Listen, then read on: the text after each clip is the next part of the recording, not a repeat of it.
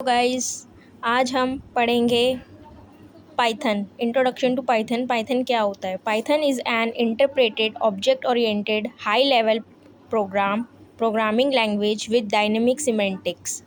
क्या होता है? पाइथन जो है वो एक इंटरप्रेटेड लैंग्वेज है। इंटरप्रेटेड क्यों बोला है? क्योंकि ये कोड को लाइन बाय लाइन रीड करता है। अगर जैसे मेरा कोई कोड मैंने यहाँ लिखा है, ये इसमें जो लिखा है वो मेरा सही है, लेकिन अगर दूसरी लाइन में मेरा एरर आ गया तो वो वहीं पे स्टॉप कर देगा। वैसे ही जो कंपाइलर होता है वो क्या करता है, वो पूरे कोड को एक ही साथ रीड करता है और फिर जो एरर आती है वो देखते हैं।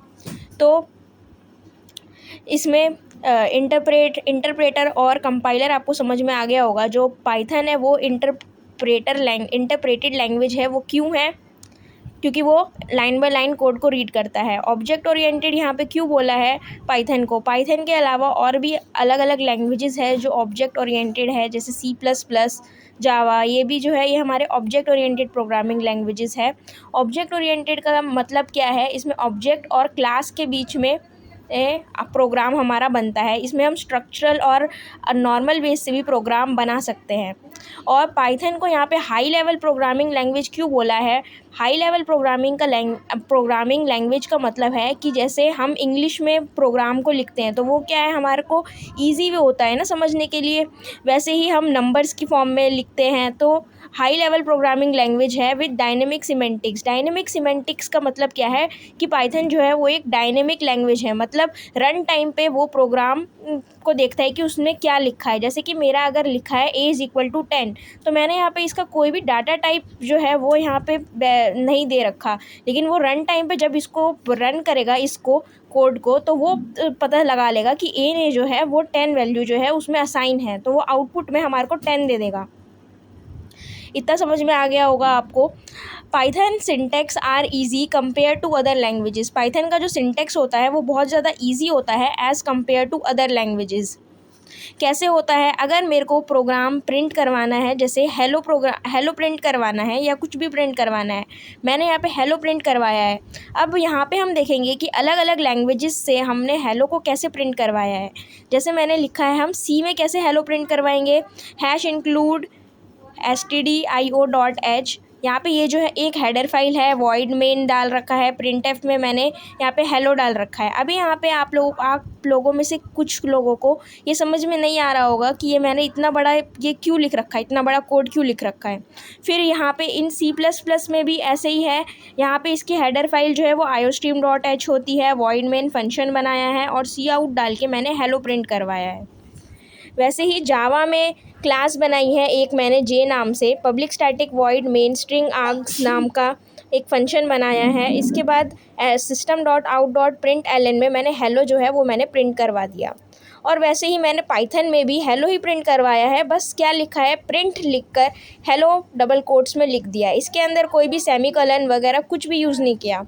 तो हमने देखा कि मैंने अभी तक जितने भी लैंग्वेजेस में कोडिंग करी है, सबसे आसान कोडिंग हमारे को पाइथन वाली लगी, क्योंकि इसमें सिंपल हमने सिर्फ प्रिंट लिखा और हेलो लिखा और हमारे को आउटपुट में हेलो मिल गया।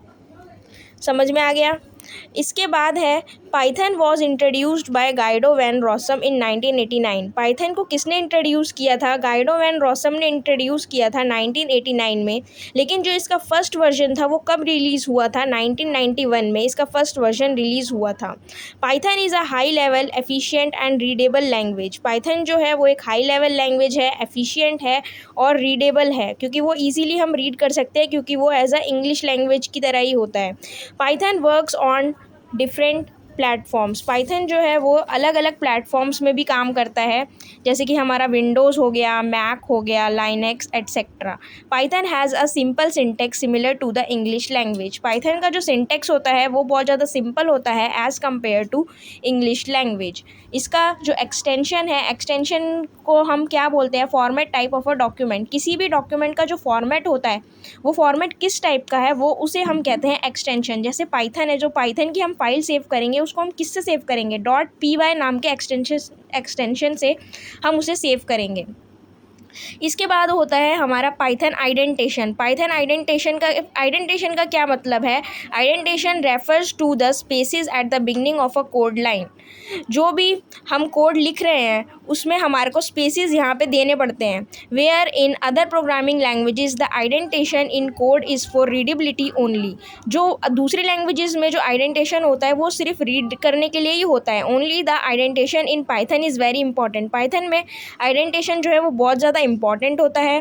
Python uses indentation to indicate a block of code. जैसे कि हमारा एक यहाँ पे एग्जाम्पल दे रखा है, if 5 is greater than 2, print करवा देगा वो 5 इज़ ग्रेटर देन 2। तो यहाँ पे इन्होंने क्या दिया है, इफ़ के नीचे थोड़ा सा स्पेस दे रखा है, स्पेस दे रखा है, तो हमारा जो आंसर है वो हमारा आउटपुट जो है वो आ जाएगा 5 इज़ ग्रेटर देन 2। लेकिन अगर हम यही सेम प्रोग्राम लिखेंगे विदाउट स्पेस डाले, मैंने इफ़ के नीचे यही प्रोग्राम लिखा है लेकिन यहाँ पे मैंने कोई स्पेस नहीं डाला, तो यहाँ पे वो जो है हमारे को सिंटेक्स एरर दे देगा इस प्रोग्राम में। आई होप आप सबको इतना समझ में आ गया होगा, और आपको नेक्स्ट वीडियो के लिए मेरा ये चैनल सब्सक्राइब करना पड़ेगा और इस वीडियो को लाइक करना पड़ेगा। Thank you.